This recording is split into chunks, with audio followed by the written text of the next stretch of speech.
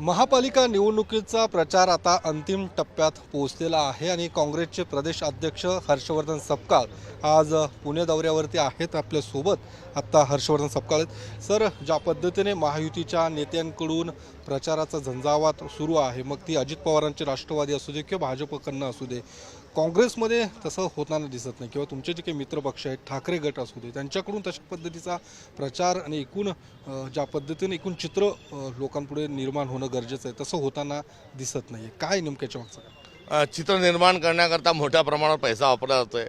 जाहिरातबाजी मोठ्या प्रमाणात चालू आहे. चौकात लाईटिंग आहे. मोठ्या मोठ्या प्रचारसभा केल्या जात आहे सत्ताधाऱ्यांकडून.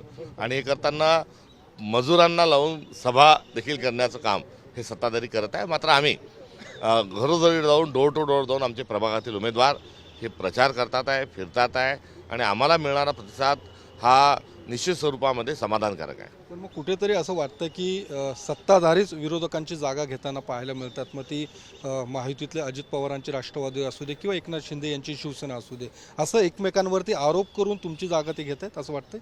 आमची जागा ते घेऊ शकत नाही. आमची जागा जर विरोधकांची जागा आमची जागा जर घ्यायची असेल अर्थात विरोधकांची, तर पहिले सत्ता सोडा आणि मग बाहेर या. आपण सत्तेतही राहायचं, गोचिडासारखं सत्तेला चिटकून बसायचं आणि आरोपही करायचं, हा त्यांचा दोगलेपणा आहे. आणि हा महाराष्ट्रातली जनता हा त्यांचा नुरा कुस्ती जी आहे ही समजून चुकलेली आहे. त्यामुळे त्यांची स्ट्रॅटेजी आपण म्हणता तशी आहे. मोठ्या प्रमाणावर पैशाचा वापर करायचा, मोठ्याने गोंगाट करायचा की जेणेकरून विरोधक हे दिसले नाही पाहिजे. मात्र महाराष्ट्रातल्या सुजाण नागरिकांना हाक देत असताना आपण सत्ताधारी का विरोधक हा निर्णय घेऊनच सत्सुदीक बुद्धीने मतदानाला गेलं पाहिजे.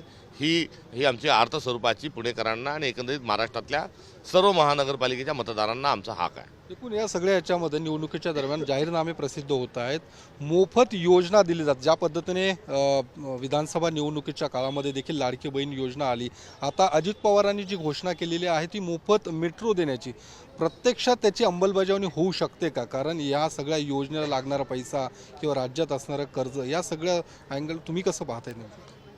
ते अर्थमंत्री आहेत, त्यांनी घोषणा करताना महानगरपालिकेचं बजेट ते त्यांनी सांगायला पाहिजे होतं. त्यात फिजिबिलिटी सांगायला पाहिजे होती. राज्य सरकार मदत देणार आहेत का ते त्यांनी सांगायला पाहिजे होतं. आणि हे जर सांगता येत नसेल किंवा हे फिजिबल नाहीच, तर त्यांनी हे सांगायला पाहिजे होतं की यासाठी लागणारा निधी हा सिंचन घोटाळ्यातील 70,000 कोटी रुपयातला भ्रष्टाचार वळती केला जाईल असं जर सांगितलं असतं तर त्या योजनेला खरं म्हटलं असतं. मात्र पुणेकरांना कुठेतरी मोफतची सवय लावण्याच्या आणि कुठेतरी रेवडी कल्चर इस्टॅब्लिश करण्याच्या अनुषंगानं त्यांनी केलेला हा केविलवाना प्रयत्न दिसतो.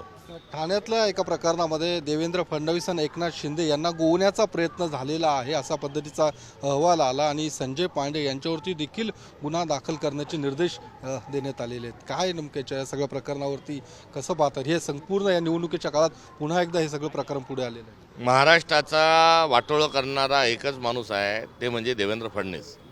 ज्या काही कायदा सुव्यवस्था, कट कारस्थान, कूटनीती या सगळ्याचा एकत्रित वापर गुंडागर्दीची मदत घेऊन देवेंद्र फडणवीस हे करत आहेत.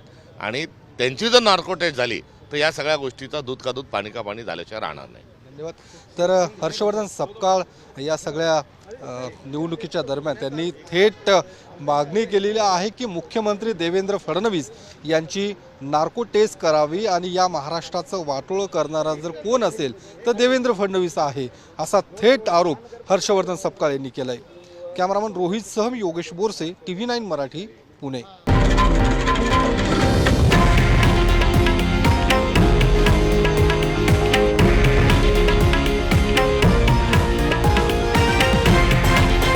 हे आहे देशातील नंबर 1 न्यूज नेटवर्क आणि आपण पाहत आहात TV9 मराठी, एकमेव.